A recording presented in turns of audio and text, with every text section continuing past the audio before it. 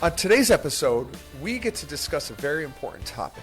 I have with us Jennifer Hecker, who is the Executive Director of Options, a center in Kansas that helps victims of domestic violence and abuse. Jennifer, thank you so much for your time today and being with me. Thank you for having me, Brandon. I really appreciate the opportunity to talk to you. So let's talk a little bit about what Options does and the services it provides. Yeah.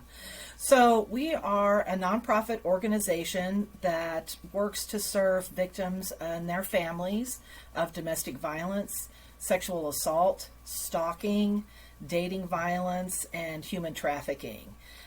We serve about 18 counties in rural northwest Kansas. In fact, about 77% of our counties are considered frontier counties, which means there are less than 6 people per square mile. So more cows than people, we like to say. And so that certainly brings its own challenges, being in such a geographically isolated area. But we offer a number of services to any victim who's experienced that kind of violence and abuse. And our goal is to really make sure that they get the help they need, that they can heal from the trauma and move on to have a happy and productive life moving forward, so that the trauma doesn't impact them the rest of their lives in a way that really causes them harm. Mm-hmm. And also to just re-inspire hope. There's hope that something good can happen next in their lives, and that they that this won't continue to happen to them. So, and hope dies first. So that's one of the first things we try to rebuild.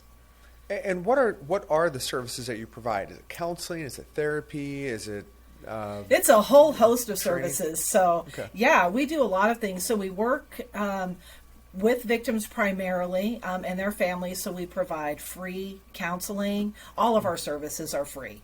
All of our services are confidential, which means that we don't ever report to law enforcement, any family members, anyone else without the survivors express permission to do so.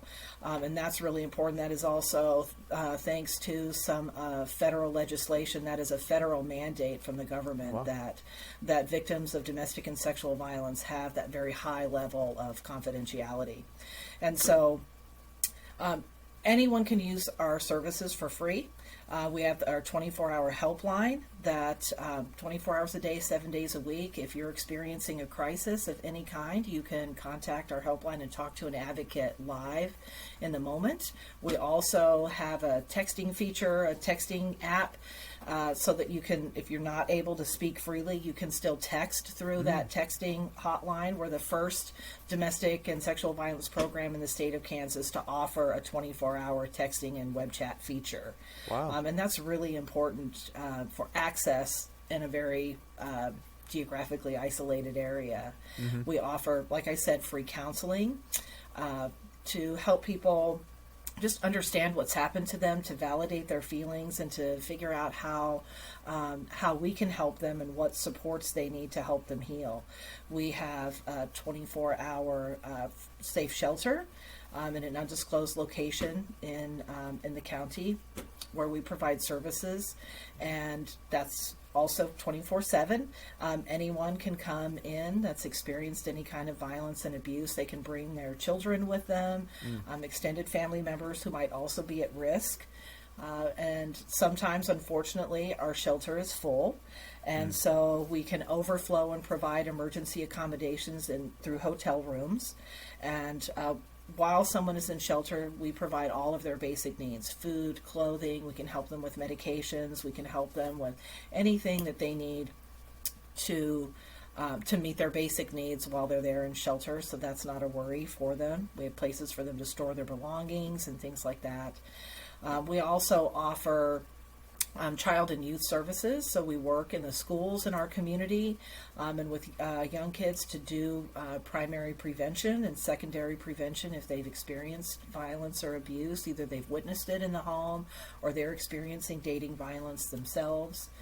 And We also provide parent and child advocacy. One of our goals with that service is to really help the child who's experienced abuse rebuild that trust with the non-abusing parent.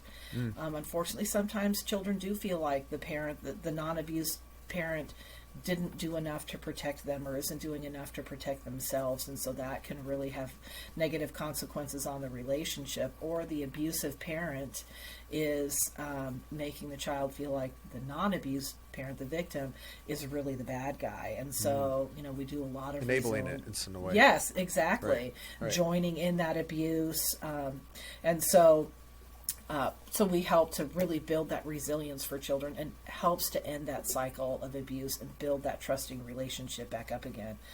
Because, family relationships are important. What would we do without, parents and those people that love us being in our corner when we're young and when we need them. So absolutely. We provide law enforcement advocacy, medical advocacy, court advocacy. It's a pretty long list. The full gamut, really. Anything that's needed to support it. Yeah. This is such an important mission. How did you get drawn into this service and feeling like this is your mission and what drew you to this? In a really unexpected way, actually. I had a 25-year career in early childhood that I really loved, but I'd kind of gotten to the point where I thought, I'm ready for another challenge. And I didn't know what that was going to be, and so I decided to take 3 months off. So I left my job in early childhood and took 3 months to just think about, what do I want to be when I grow up? Well, yeah. And I did a little bit of cleaning therapy at home, and that didn't take very long to get really tired of that. Right. And my daughter worked here at Options. She was an advocate. And she called me one day and said, I know you're not working right now. We could really use a volunteer that could help us with some grants and setting up some, internal structure things. And that's kind of what I did in my wheelhouse of skills. And so I came one day and filled out an application to be a volunteer. And a year and a half later, I was the executive director. They must have saw something in you that to put you there. Yeah. That's amazing. Yeah. And it's so interesting because I went from, the world of early childhood where, kids are afraid about monsters under the bed and in the closet to a world where real there monsters actually are monsters. Real monsters. Yeah. And so, very unexpected. I never, if you'd asked me 15 years ago if I thought this is a job that I would be doing, I would say no. But domestic violence and sexual assault has impacted people in my family and my loved ones. I've seen the devastating effects, not being believed, not knowing where to go to get help, not getting the help that they needed, the family struggling to, what do we do? What do we say? How do we help them? How do we unpack our own feelings and deal with those while we're also trying to support this person we love, all while we're doing this blindfolded and have no guidance at all? And I thought, I can do something for that. I can do something about that. That's so what were some of the? That's fantastic. As you got into this this position and involved with this more, what were some of the biggest challenges you faced that you were like, oh my gosh, we've got to fix this? I think in the beginning, Options has been around since 1983. And so, in almost 40 years, a lot happens in a nonprofit organization. Things wax and wane, and but you keep plugging along. And one of the things that we really took a look at early on was, what is our structure? What are our policies? How are we operating under new information or old information? And so that was one of the first things we did. We looked at our policies, we looked at our structure, and one of the things that we found was that in some of our policies that were meant to create safety for victims, created safety on one side of the coin, but then created a safety hazard for them on the other side. For example, at our shelters and undisclosed location. And so at the time, it had been the practice for many years and is very common across a lot of domestic violence programs that any kind of public transportation, anything like that, can't happen in front of your building. And we live in a very small community. Our public transportation doesn't really have a fixed route where you go and wait at a bus stop. They'll actually come to your door and pick you up. And so, but you could do that at the shelter. They actually had to walk down the block and wait in an empty parking lot at a church. Now, imagine being a mother with 2 kids and several sacks of groceries, trying to wag all of that back from the grocery store and make sure that your kids aren't running into the street and things like that, or it's 10 o'clock at night and you need a ride somewhere, and so you're going to walk in the dark and stand in an empty parking lot. That's definitely not safe. And so we worked with our local transportation department, did some training with them around confidentiality. We developed some process and protocols, and now we have real safety. They don't have to go stand in a parking lot. They can come straight to the door. So we really looked at some of those things that we thought caused or created safety, but that actually were creating other problems. And so we just kind of worked one at a time, and it took us about 1.5 years to go through all of our policies. But 1.5 years later, none of those problems existed anymore. And so I'm particularly proud of that work. I think that was really important. Absolutely. Being in such a rural part of the state in Kansas, what were some of the challenges you faced related to just being in the part of the country that you live in? I think just the geographic isolation. We live in a resource desert. When communities are so spread out, and there are not, you can go to any county and there's not enough public transportation, there's not enough services. We serve 18 counties in northwest Kansas, and we are the only domestic and sexual violence program in a 17,000 square mile area. Wow. The only shelter. And there are precious few communities that have all of the resources that people need to get help. Mental health, drug and alcohol, social services, all of the social safety nets that people need to recover from that kind of abuse. So that's really our biggest issue, is the resource desert that we live in. And what are some of the approaches and strategies that you've taken to address that challenge? Yeah. I think for survivors, access is their biggest problem. Transportation is a big issue. Most of the folks that we work with have trouble getting transportation to get to us. We're 1.5 hours, 2 hours away from some. Even though we have 2 offices, we have one here and about 90 miles away. We have another office. That's still 1.5 hours for some people, and you have to make up a story to explain why you've put that many miles on the car. Where are you going? What are you doing? That seems impossible to a lot of victims. And so we've done several things. We created a mobile advocacy initiative a few years ago that bubbled up from our staff. And we have a tremendously creative staff who are always thinking not just outside the box, but what box? There is no box. Right. And so they brought this idea of mobile advocacy. So now, instead of spending our money on brick and mortar buildings in each community or county that we serve, that mobile advocate actually travels a fixed route, and we are in those communities on a weekly basis in safe places like libraries, grocery stores, schools, courthouses, wherever we could really make that partner connection, and in a place where it wouldn't seem odd if someone were tracking their victim's car and looking at where are they, if they have the location services on their cell phone turned on, they're at the grocery store or they're at the library. Those don't seem like, like alarming places where they might go and report something. So that has really helped. And then we've also added additional access through our texting services. That's a pretty new service. So you can reach out anywhere and any way. And then Doxy Me was one of our newest ones.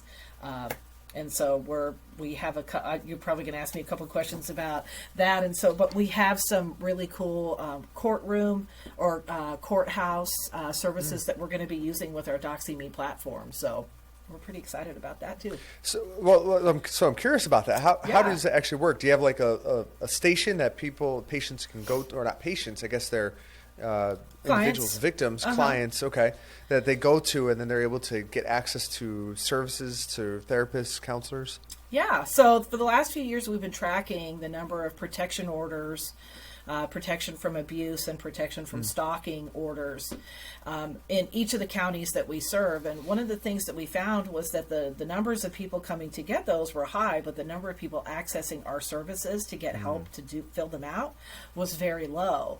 And again, it's about access. When you live an hour and a half away, somebody doesn't want to wait. They don't have the time or the ability to wait an hour and a half for an advocate to come up there and help them go through all of the paperwork to fill out a protection order. So we wrote a grant to purchase some laptops, and we are going to be putting a laptop in each county, each of the 18 county courthouses that we serve, and working with the court clerks. So we're going to give them some training, and then they will be able to provide that laptop to anyone who's filling out a protection order that has experienced domestic or sexual violence, stalking. And so they can just open it up. The county clerk will push a button, and there's our virtual advocate right there. And so we'll be able to walk them through that process, which is great because we were doing that over the phone. And, when courthouses closed during COVID, we were, we would get panicked phone calls from victims saying, I could fill out the paper. There's nobody here to tell me how to fill out the paperwork, and I don't know what to do. And so, you can do that over the phone, but you can't see body language over the phone. And so communication is going to be so much easier. We'll be able to read kind of what's happening with that survivor, that victim, because we'll be able to see them face to face. They'll make a connection. So we're really excited about launching that in the next couple of weeks, actually. Oh, that's awesome. I'm so honored that DoxyMe is being used to help individuals like this. And so this is what motivates us, really. Now, do you also use telemedicine to meet with individuals directly in their homes?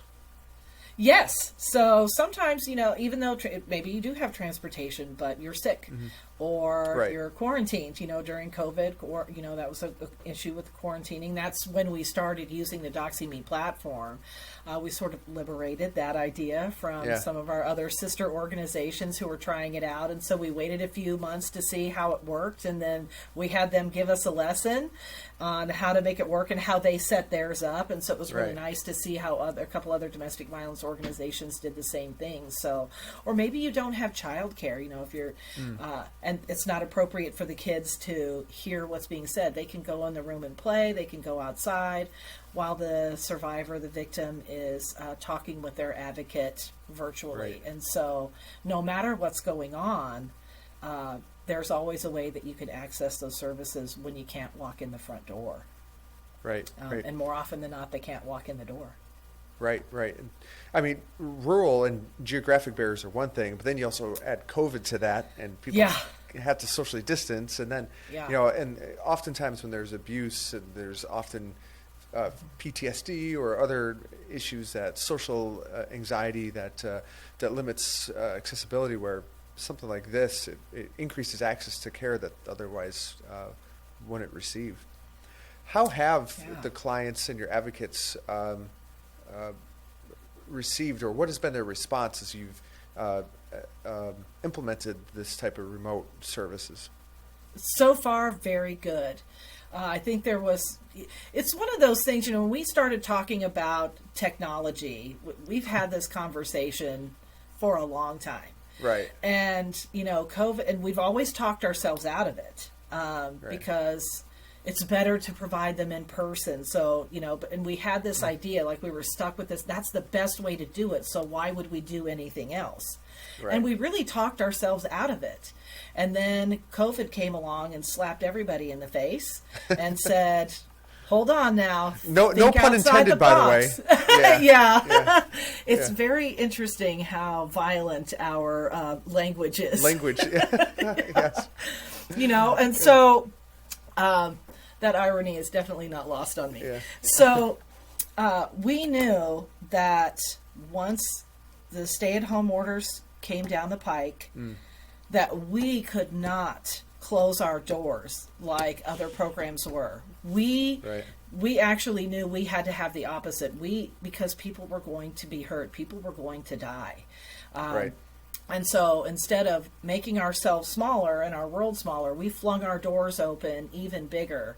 And that really, I think, was the impetus for saying, okay, let's dust off these old ideas, the things we've talked ourselves out of, and let's really think about access. We thought, and we wanted to build them in a way that once we introduced them, we could sustain them, because there's nothing more frustrating for a victim or a survivor to have a service and then not be able to have access to that service. And we knew that just because there's a pandemic doesn't mean that's the only thing that's keeping people from coming in the door. There are all these other factors. Lack of transportation, not being able to find a way to get, being too far away or taking too much time, not having sometimes the confidence. We hear stories about survivors that drive by the building and don't have the courage to get out of the car. So they go, okay, I'll try that another day. But this is a softer way that someone might be able to get help without having the exposure of coming in. Because boy, walking in our door, you feel, even though there are not a lot of eyes around you, you feel like they are. And somebody's that watching. Can keep people. Yes. Yeah. So, where by video it's more private. I know nobody else is watching. I can do this, and I get that. That's right. I can say what I want. I can be myself, and meeting people where they are is always our goal. Wherever you are, however things are happening, we can meet you where you are. Right, which is what they need to hear. Not our doors are shut because we can't see you in person. How has that been received? It sounds like you went against the grain and said, no, we're going to double down on this and really open this up, where others said, we can't do this, and shut it down. How has that been received from the overall community? Oh, very well, very well. It's taking, because we are so geographically isolated, and the towns are small, word spreads slower in rural communities. And so that's been our I call myself an impatient optimist. I know that things will change, but I am not good at being patient. And so that's probably the hardest part. It just made everybody itchy that it wasn't happening as fast as we wanted it to. But once the word started to roll, then now we're catching in the fire. And so we're really starting to see, it's taken about 6 or 8 months for it to really get big. And I think in the beginning, we were so excited about it that we're like, oh, this is going to blow up overnight. And it didn't. And that's okay. It didn't mean that we did it wrong. It didn't mean that it wasn't working. We just had to really think about, why isn't it working as quickly as we want it to? Okay, let's just do some more. And, social media, and just getting out and, having our mobile advocate out in those communities talking about it and sharing that information, and all the different, we've got some TV commercials we're doing now about our mobile advocacy. And so we're really trying every possible avenue to get the word out. I mean, that's just any new thing. It just takes time to ramp up. And besides just the awareness issue, what other challenges have you faced as you've tried to roll this out? And then how did you overcome them? Other challenges. I think just getting out of our own way. Yeah. That's been a little bit of a challenge. And I think the staff training, we underestimated how we would need to tweak our training or change some of the training, because providing services this way is a little bit different. You can't hug someone. You can't hold someone's hand or pat them on the shoulder. And so how do we convey empathy and compassion when you're when your natural inclination is to do this. Right. And so that's been a challenge, and helping people just like talk through the technology, like the fear of technology. And that's the great thing about Doxy.me is that push a button. You don't have to download anything. Click. You don't have to have any. Yeah. Can you turn on your computer? You can use Doxy.me. and that's kind of how we've talked to people about it. And so that has really helped kind of change that course too. Once we realized that some of the fear was fear of technology and not knowing, I don't have the right computer, or I don't have the, great internet or whatever, it works, and it works really well, and it's seamless. And we're just rolling it out. So we're still kind of getting some of that initial feedback. And I think once our pilot project with Doxy.me in the courthouses is going, then I think we're really going to start to see even more change happen that way too. So. Yeah, human nature, people are just naturally resistant to change. And when you add like complexity and like, I got to learn something, I got to like create a password, I got to do what? Can't do it, right? So you got to remove as many barriers as possible, and because there's still going to be a challenge, and that's just a personal human challenge. Don't add more challenge to it. It's true. It's funny. We want things to change, but we don't want to do things differently. And so I don't want to do it. Everybody else has to change, not me. Yeah. I want the circumstances to be different, but none of my habits to be different. And that's just a funny, fickle thing about human beings. Right. Just the way we are. I don't know why. It's the way we are, right? So just know that limitation. Yes, know that limitation and roll with it. Now, do you have any anecdotes or experiences or stories that are like, this is what success means for this type of service that we're providing? Wow. Yeah, I would say, one of our successes was being able to work with a survivor who'd been struggling, had not been able to get away, didn't have the ability to come to our office, and was able to work with our client, with one of our advocates, and through that platform was able to help her, walk her through a protection order. Provided her with counseling, connected her with several resources in her local community, was able to make arrangements to come to town to get some other services in another community because her community didn't have it.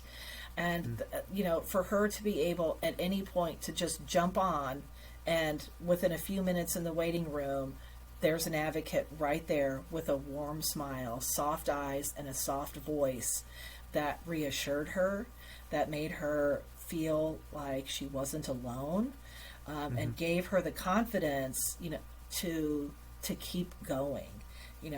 Very often victims that experience domestic violence test the waters to see what's going to happen. And so they take little tiny steps. They may disclose to a friend. They may disclose to someone else, and their next step is based on how that person reacts, and so, or how complicated the situation is, how difficult it might be to navigate a very confusing social system. And so as they try those things, when they don't work, they back up, because they're trying to do it's already complicated, but they also are experiencing trauma. And that has tremendous impacts on the brain and how you think and function. And so being able to have soft eyes and a soft voice and someone in your corner saying, I know it's frustrating and it's okay, and we're going to get through this together, and you're not going to be the little Dutch boy with your finger in the dike all by yourself trying to fix this. You've got somebody in your corner anytime you need them. And that, I think, for that particular person, that's what she needed. She needed to know that she wasn't alone. She needed to know that it wasn't her fault, and that someone was going to be there standing side by side in solidarity with her while she walked through, trying to cope with everything and heal from it. And, it's an interesting analogy, because oftentimes leaving your home, driving somewhere, seeing somebody in person going into the building, it's a huge step. It's like this. Huge. And it's and for many people, that barrier is too much to overcome, and they don't even attempt it. Where if you can have something, a smaller step to step up to that, like a remote video call, that's easy to step to. It's not as challenging as that. You do that, and then from there you can step up to the next step. And it sounds like that's providing that nice little, the baby steps to get to the baby steps. Yeah, right, exactly. Yeah. So no, that's incredible. And how do you see other organizations like yourself using this? Are you are others coming to you and saying, "How are you guys doing this? And how is this working?" And do you see others coming around to this as well? I think so. During COVID, we work with the Kansas Coalition Against Sexual and Domestic Violence, and they work with all of the domestic violence programs in Kansas. And so during COVID, they brought together a group of all the executive directors of all the domestic and sexual violence programs and said, "What are you doing? What's working?" And so we almost became like our own brain trust.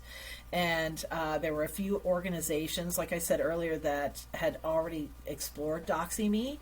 And so, each week we'd get an update on how it was going and how they were customizing it and how their clients and the survivors that they were working with were responding to it. How were their staff responding to it? And that really helped us. So we got to learn a lot of lessons before we made some of those mistakes. So so that helped us launch it faster. We didn't have some of the early frustrations that sometimes the pioneers have, like, was Thomas Edison said he discovered 700 and some ways to not make a light bulb, Exactly. And so we didn't have some of those pains because others had gone before us. And, and so as we started using it, then we were able to share our experiences with other executive directors as well. And so, we call each other on the phone and say, okay, how did you make this work? Or, what was your experience with this? And what's working in your area? So that's been, I think, the most helpful. So given that you've gone through this experience and got this set up and you've seen the benefits of it, where do you see the future of this type of service going in relation to remote services that you're providing like this? I think it opens the door for even more opportunity. And I think that sometimes our own self-imposed barriers, that won't work or people won't respond to that. We fell into that trap. People won't respond to that. People won't want that. And people happily proved us wrong. And which is good, right? They usually do, right? Yeah. Yeah. And so I think the technology is here to stay. And I think there is a lot of room for growth. We're certainly doing something very different by not only housing this technology inside our own building. We're getting these laptops and they're going to be in every single courthouse. And so where else could we put them? Could we have them in a school? Could we have them at college? Where are other places that we could create safe places for someone to disclose that they're experiencing violence, and create safe spaces for them to go and report through DoxyMe if they can't come to our office, and they don't have a computer themselves. Is there someplace else they can go? And so, kind of creating these computer stations or these tele-advocacy stations. And so I think the possibilities are endless. We just have to get out of our own way and actually try the ideas out. Sometimes we always say, throw it up on the wall and see what sticks, but we're afraid if it doesn't stick, then somehow that's a failure. And all that means is that only that one little part of it didn't work. It doesn't mean that it won't work somewhere else or with a little tweak or some adjustments. And you just have to stick to it. One of our mottos with DoxyMe is fail fast and fail often. So as soon as you find something that doesn't work, good, get rid of it, try something else. And if that doesn't work, eventually you'll get to something that does work, and that you want to get to that success as quickly as possible. So fail fast and fail often. Yeah, because that's how you learn, right? That's exactly how you learn, and that's sometimes new innovation and ideas come from failure, and I think we put so much pressure on ourselves to not fail, to get it right the Right. first time. Like we have this crazy idea of perfection that doesn't exist, Nobody's but perfect. we still do it to ourselves. Yeah. And so I love that. Fail fast and fail often. That's right. Because that is where you have your aha moments.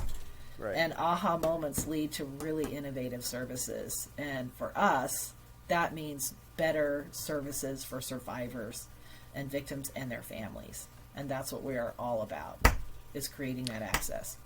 And that's ultimately the most important thing, is the Yeah. people that are being served and helped. And we got to get there. It doesn't matter what we do to get there. Just do it, and make sure it gets done and they're served. Yeah. Yeah, before we had this, we had 3 different ways somebody could get a service from Option, and now we have 8. Wow. So And it's Thank you, just through the COVID. new technologies. Yeah. Yes. Yeah. Yes. Yeah. So Yeah. weird. The staff Yeah. say, should we be grateful for COVID because of that? Would we? So, but it's that looking at the silver lining. There's Right, you right. can always make lemonade out of lemons, and that's exactly Absolutely. what we did. Yeah. And for most of the healthcare industry, is a wake up call, because telemedicine was here before COVID, but it wasn't embraced until it was forced to. And then, Yep. we can do this, and it's possible, and it's easy. Yeah. And, wow, patients like it. So let's just keep doing Yeah. it. I'm glad you mentioned that, because that's actually one of the ways that we've been thinking about expanding. So after we sort of pilot this in the courthouse, we are already considering our next pilot location will be doctors' offices, hospitals. We have so many staff that go to the doctor and say, my doctor asked me, or the nurse asked me, do you feel safe at home? Right. And it's interesting to hear the staff's response. Sometimes they're being asked while their spouse or partner is in the room Yeah. with them. Nobody's going to tell you the truth. Yeah. If the person that's hurting you is the one that's sitting in the room, they're not going to answer that question truthfully, because they know Right. what will happen the minute they walk out that door. Right. And then sometimes they'll say, well, if I said yes, what would you do? And the vast difference in responses is pretty incredible. Sometimes they say, well, I would tell my supervisor.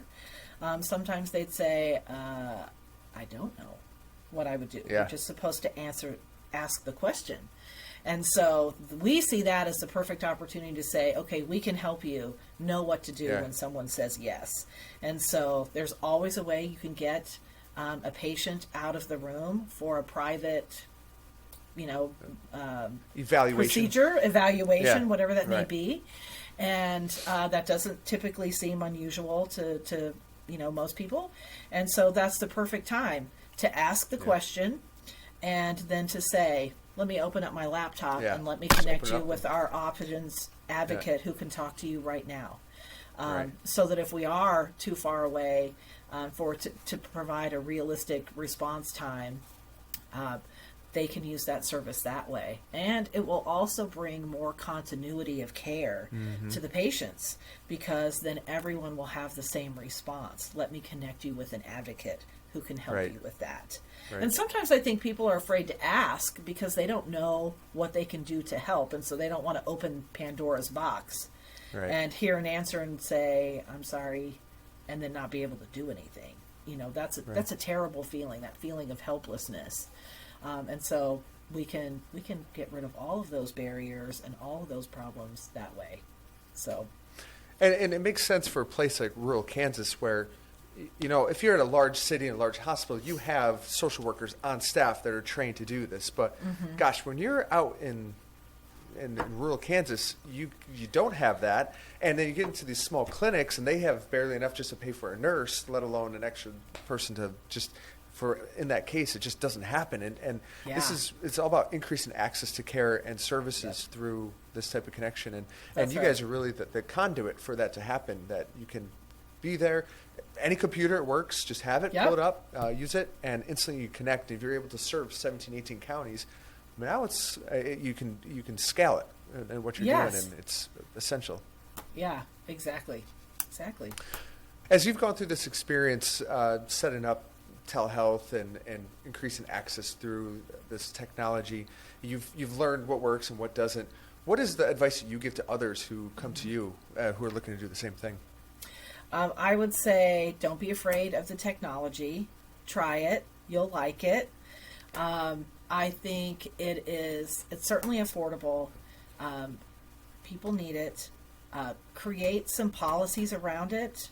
Create some training around it for your staff before you launch it, so that you're not training while you're sort of figuring out, we didn't think about that kind of response, or, what happens if, the dog jumps in your lap or something. So, so think about some of those things first. Plan it out, launch.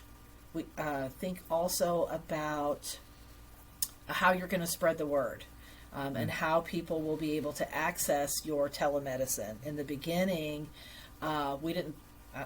It's like I should have had a V8 moment. We didn't think about putting it on our website, like the link. We were just giving it out. And it came up in a staff meeting, and we were talking about it, and we all just went, how did we not think about putting the direct link on the website? Yeah. So put it on your website. So think about, put it on your social media pages, your Twitter account, Facebook, Instagram, all those, anywhere that people would come to find out or contact you. Put your link to your Doxy.me there. Create some policies, do that training, and give it a try.